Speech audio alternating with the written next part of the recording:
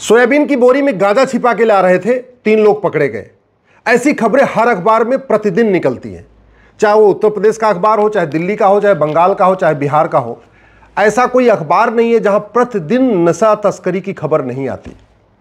और कड़वी सच्चाई ये भी है, भारत का चाहे वो लॉ कॉलेज हो, चाहे इंजीनियरिंग कॉलेज हो, चाहे मेडिकल कॉलेज हो, चाहे बीएड कॉलेज हो, सिंपल बीए, बीएससी, बीकॉम का कॉलेज हो, या कोई यूनिवर्सिटी हो, ऐसा कोई भी यूनिवर्सिटी कॉलेज नहीं है जहां पे ड्रग स्मगलिंग नहीं हो रही है, जहां नशे की खेप नहीं पहुंच पा रही है। और अब तो हालत ये 10वीं 12वीं के स्कूलों तक पहुंच चुकी है। 10वीं 12वीं के लड़कों को ही नशेड़ी बना के उन्हीं से नशा बिचवाया जा रहा है और बाकी लड़कों को दिया जा रहा है। ये पंजाब में जो कन्वर्जन है उसका मूल कारण है ड्रग। मणिपुर जो जल रहा है उसका मूल कारण है ड्रग। इस नशा तस्करी को रोकने के चक्कर में कितने हमारे पुलिस के जवान बलिदान हो चुके हैं, कितने लोग मारे जा चुके हैं। और सबसे बड़ी बात, इस नशे के कारण हमारी संस्कृति बर्बाद हो रही है।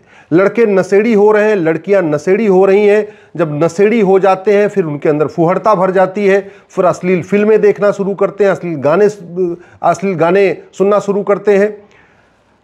एक बार वो ड्रग एडिक्ट हुए, उसके बाद फिर एक के बाद एक के बाद एक, कम से कम 10 और बीमारियां उनको लग जाती हैं। सबसे बड़ा जो हमारे खतरा है, व्यापारी वर्ग के बच्चे नशेड़ी हो रहे हैं। इस देश को चलाने वाला जो व्यापारी वर्ग है, जो अग्रवाल समाज है, जो माहेश्वरी समाज है, जो मारवाड़ी समाज है, जो जैन समाज है, जिनके 1 या 2 ही बच्चे होते हैं, वो भी नशेड़ी होते जा रहे हैं। और बड़े प्लांट में उनको नशेड़ी बनाया भी जा रहा है।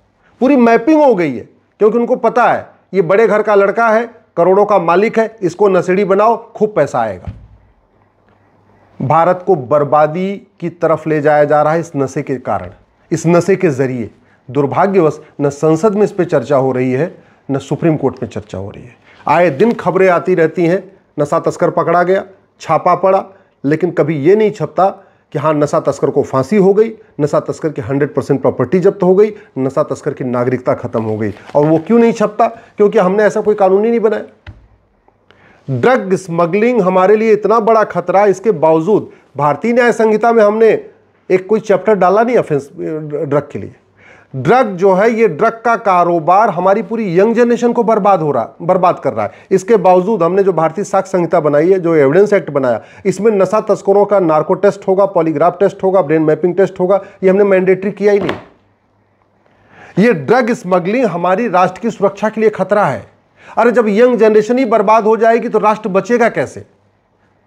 जो देश होता है, जो राष्ट्र होता है, वो इसी से तो होता है कि उनकी यंग जनरेशन कैसी है, वो क्या कर रही है, कितना वो शक्तिशाली है, कितना वो उसके अंदर ज्ञान है, कितना उसके अंदर विज्ञान है। जब नशेड़ी हो जाएंगे तो बचेगा क्या?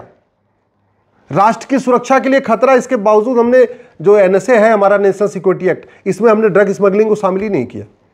न ड्रग स्मगलिंग करने वालों पे एनएसए लग रहा है, न उनके मददगारों पे एनएसए लग रहा है। ड्रग स्मगलिंग से बड़ा अनलॉफुल एक्टिविटी कोई हो ही नहीं सकती। और हमारे पास अनलॉफुल एक्टिविटी है, कानून है, यूएपीए है, लेकिन न ड्रग स्मगलर्स के ऊपर यूएपीए लग रहा है, न ड्रग स्मगलर के मददगारों पे यूएपीए लग रहा है। अल्टीमेटली जो ड्रग स्मगलिंग होती है, ये बाकायदा स्लीपर सेल हैं। जैसे आतंकवादियों के स्लीपर सेल होते हैं, ऐसे ड्रग स्मगलर के स्लीपर सेल होते हैं। और एक बात मैं आपको बता दूं, अब जो ड्रग स्मगलिंग हो रही है वो 2 करोड़ 3 करोड़ की गाड़ियों से हो रही है। वो छोटी छोटी मारुति की 5 लाख 10 लाख या टाटा की 10 लाख की गाड़ी से नहीं हो रही है। अब जो ड्रग स्मगलिंग हो रही है वो आरडी से हो रही है, बीएमडब्ल्यू से हो रही है, हाई प्रोफाइल गाड़ियों से हो रही है। उस पर सांसदों का स्टिकर लगा हुआ है, उस पर जजों का स्टिकर लगा हुआ है। ऐसे हाई प्रोफाइल वीवीआईपी नंबर है, 1111 ऐसे नंबरों से हो रही है, 0001 ऐसे, मतलब वीवीआईपी नंबरों से हो रही है। ऐसी लग्जरी गाड़ियां, उनके वीवीआईपी नंबर, सामने वाले पुलिस वाले देख के रोकते भी नहीं गाड़ी कि पता जज साहब जा रहे होंगे, सांसद जा रहे होंगे, मंत्री जा रहे होंगे। बाकायदा उस पर सांसद विधायक मंत्री का स्टिकर भी लगा होता है। क्यों ये सब चल रहा है? क्योंकि हमने कानून को कठोर नहीं बनाया। सिंगापुर में पहले ये नियम था कि जैसे आप सिंगापुर में जाओगे, आपको जो वहाँ पे इमिग्रेशन सर्टिफिकेट होगा, उस सर्टिफिकेट के पीछे एक लाल रंग का स्टैंप लगा दिया जाता था। उसमें लिखा रहता था कि अगर आपके पास ड्रग मिली तो आपको देखते गोली मार दी जाएगी। उसके बाद थोड़ा विवाद हुआ तो उन्होंने फिर वो देखते गोली मारने वाला हटा दिया। अब उन्होंने क्या कर दिया, फांसी देने का कानून बना दिया। एक भारत का ही व्यक्ति सिंगापुर में 900 ग्राम गांजा के साथ मिला था, मात्र 900 ग्राम गांजा। यहाँ तो 9-9 कुंटल गांजा मिलता रहता है। मात्र 900 ग्राम गांजा मिला था, सीधे उठा के फांसी दे दिया। सिंगापुर में नियम है कि 6 महीने के अंदर फांसी होगी अगर आपने ड्रग स्मगलिंग किया। ऐसा कानून हम क्यों नहीं बना दे रहे? हमारी पूरी यंग जनरेशन बर्बाद हो रही है, हम ऐसा कानून क्यों नहीं बना रहे? कानून बनाने की तो कोई लागत भी नहीं आती। हम ड्रग स्मगलर की नागरिकता खत्म करने के लिए कानून क्यों नहीं बना रहे? ड्रग स्मगलिंग का पूरा खेल जो चल रहा है उसका मूल कारण है भ्रष्टाचार। अल्टीमेटली जो ड्रग स्मगलर का पूरा काम करते हैं, इसमें कहीं एसडीएम भी मिले होते हैं, कहीं एडीएम भी मिले होते हैं, कहीं हवलदार कोई मिला होता है, कोई थानेदार मिला होता है, कोई ना कोई इसमें नेक्सस पूरा रहता है। कई जगह पार्षद मिले होते हैं ड्रग स्मगलर के साथ, कहीं कहीं प्रधान मिले होते हैं, कहीं सांसद मिले होते हैं, कहीं विधायक मिले होते हैं। ड्रग स्मगलर पॉलिटिकल पार्टियों को अच्छी फंडिंग भी कर रहे हैं, ड्रग स्मगलर नेताओं को अच्छी फंडिंग कर रहे हैं। और ये सारा कारोबार इसलिए चल रहा है कि प्रिवेंशन ऑफ करप्शन एक्ट हमारा महा घटिया है, महा सड़ा हुआ है। पता नहीं न तो ड्रग स्मगलिंग को हम जघन्य अपराध घोषित कर रहे हैं, न हम भ्रष्टाचार को जघन्य अपराध घोषित कर रहे हैं। और जब जघन्य अपराध घोषित नहीं करेंगे, लोगों को आजीवन कारावास, फांसी नहीं होगा, नागरिकता खत्म नहीं होगी, तो कानून का खौफ नहीं होगा, खौफ नहीं होगा तो ड्रग स्मगलिंग चलेगी, और ड्रग स्मगलिंग चलेगी तो हमारी यंग जनरेशन बर्बाद हो जाएगी। ड्रग स्मगलिंग का पूरा कारोबार जो चलता है हवाला के जरिए चलता है, कैश में चलता है, ऑनलाइन बहुत कम होता है, बैंक के जरिए ट्रांजैक्शन बहुत कम होता है, मैक्सिमम जो होता है हवाला के जरिए चलता है। हवाला का मूल कारण बड़ी नोट। मुझे समझ में नहीं आ रहा है 100 रुपए से बड़ी नोट चल किस लिए रही भारत में, जब 80% लोग भारत में प्रतिदिन 100 रुपए से कम खर्च करते हैं, और जो 20% लोग 100 रुपए से ज्यादा खर्च करते हैं उन सबके पास एटीएम, पेटीएम, भीम, UPI, debit card, credit card है। आज की डेट में चाय बेचने वाला, पान बेचने वाला, गोलगप्पे बेचने वाला, जूता बनाने वाला, पंचर बनाने वाला भी पैसा ऑनलाइन ले रहा है। फिर ये 500 की नोट चल किस लिए रही है? ये 100 रुपए से बड़ी नोट बंद हो जाए, मैं कह रहा हूं 25% ड्रग स्मगलिंग ऐसे ही बंद हो जाएगी, क्योंकि हवाला कारोबार बंद हो जाएगा तो ड्रग स्मगलिंग बंद हो जाएगी। ये पूरा जो ड्रग स्मगलिंग का काला कारोबार चलता है वो ब्लैक मनी के जरिए चलता है। ड्रग स्मगलिंग का पूरा कारोबार ब्लैक मनी से चलता है, और ड्रग स्मगलिंग से ब्लैक मनी जनरेट होती है। और वो किस लिए चल रहा है? क्योंकि हमारा कानून महा घटिया है। हमने ब्लैक मनी को रखना, ब्लैक मनी को यूज करना, इसको जघन्य अपराध घोषित ही नहीं किया। ना हमने घूसखोरी को जघन्य अपराध घोषित किया, ना हमने हवाला कारोबार को जघन्य अपराध घोषित किया, ना हमने ब्लैक मनी को जघन्य अपराध घोषित किया। और ब्लैक मनी रोकने का सबसे बढ़िया तरीका है कैश लेन देन रोक लगा दिया जाए। एक हम नियम बना लें कि भाई अब आज के बाद से जिस सामान की एमआरपी 5000 रुपए है, या जिसका चाहे वो बिजली का बिल हो, चाहे वो ट्रेन का टिकट हो, चाहे एयर का टिकट, कोई भी चीज जो 5000 रुपए से ज्यादा है वो कैश लेन देन नहीं कर सकते। अल्टीमेटली जो ड्रग स्मगलर है, जो इनका पैसा कमा रहे, इसे करते क्या है? लग्जरी लाइफ जीते हैं, महंगी गाड़ियां खरीदते हैं, फ्लैट खरीदते हैं, बढ़िया मोबाइल खरीदते हैं, यही तो करते हैं। अगर ऐसा हो जाए कि 5000 रुपए से महंगे सामान आप कैश लेन में खरीद ही नहीं सकते, तो ऑनलाइन उनको करना पड़ेगा, और ऑनलाइन करेंगे तो पकड़े जाएंगे। भाई कोई व्यक्ति जो कमाता कुछ नहीं और साल में अगर 10 लाख की शॉपिंग कर रहा है, 20 लाख की शॉपिंग कर रहा है, तो पकड़ा जाएगा। सरकार के लिए पकड़ना आसान हो जाएगा। हम उसको कर ही नहीं रहे।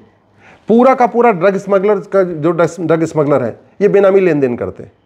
बेनामी लेन देन रोकने का सबसे बढ़िया तरीका है प्रॉपर्टी को आधार से लिंक कर दिया जाए। 130 करोड़ आधार बने हुए हैं, ऐसा कोई परिवार नहीं जिसमें 4-5 आधार नहीं है। तो हम जो लेन देन चल रहा है 50,000 रुपए से महंगे सामान का, उसको हम आधार से लिंक क्यों नहीं कर देते? भाई अगर आप लैपटॉप खरीदोगे, आप आईपैड खरीदोगे, आप आईफोन खरीदोगे, महंगा 50,000 रुपए से ऊपर कुछ भी खरीदोगे, सोना खरीदो, चांदी खरीदो, बर्तन खरीदो, जो भी खरीदो, वो सीधे सीधे आधार से लिंक हो जाएगा। मैं गारंटी के साथ कहता हूं ये ड्रग स्मगलिंग रुक जाएगी। और सबसे इंपॉर्टेंट, इतना हमने दुनिया भर के डॉक्यूमेंट क्यों बना रखे हैं? हम क्यों सिंगल यूनिक डॉक्यूमेंट क्यों नहीं बना रहे? जब आधार बना था तो उसका नाम था यूनिक आइडेंटिटी। मतलब यह था कि जो आधार का नंबर होगा यही नंबर सबका नंबर हो जाएगा। आज भी ये काम शुरू नहीं हुआ, जबकि आधार कितने साल हो चुके हैं? लगभग 15 साल बीत चुका है आधार का पूरा लागू किए हुए। आज भी मैं कहता हूं, आप पैन नंबर वही होना चाहिए जो आधार नंबर हो, आपका ड्राइविंग लाइसेंस का नंबर वही होना चाहिए जो आधार का नंबर है, आपका राशन कार्ड का नंबर वही होना चाहिए जो आधार का नंबर है, आपके पासपोर्ट का नंबर वही होना चाहिए जो आधार का नंबर। आप सिंगल आइडेंटिटी रखिए, आधार नंबर ही व्यक्ति की पहचान हो। और जहां भी वो ट्रांजैक्शन करे, एयरपोर्ट से गुजरे, महंगी शॉपिंग करे, कुछ भी करे, वहां आधार पे आप उसका अंगूठा लगवाते जाइए।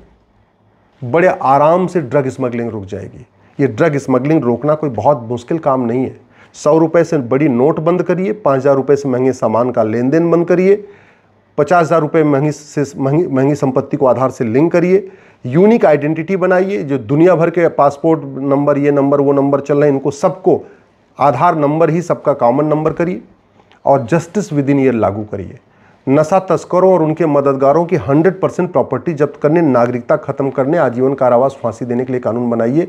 मैं गारंटी के साथ कहता हूं 6 महीने के अंदर नशा तस्करी भारत में बंद हो जाएगी और जो करोड़ों माँ बाप नशेड़ी बच्चों से परेशान हैं उनकी समस्या खत्म हो जाएगी। जो करोड़ों बहनें नशेड़ी अपने पतियों से परेशान हैं उनकी समस्या खत्म हो जाएगी। जो करोड़ों बच्चे नशेड़ी बाप से परेशान हैं उनकी समस्या खत्म हो जाएगी। नहीं तो हम मंदिर बनाते रहें, ये करते रहें, वो करते रहें, प्रार्थना करते रहें, सेमिनार करते रहें, कॉन्क्लेव करते रहें, इससे कुछ नहीं होगा। ये नशा और फुहड़ता भारत को बर्बाद कर देगा। और जहां हम पहुंच चुके हैं, अगर अभी भी हमने नशा और फुहड़ता नहीं रोका तो 20 से 25 साल के बाद भारत ऐसा होगा जो आपने सोचा भी नहीं था।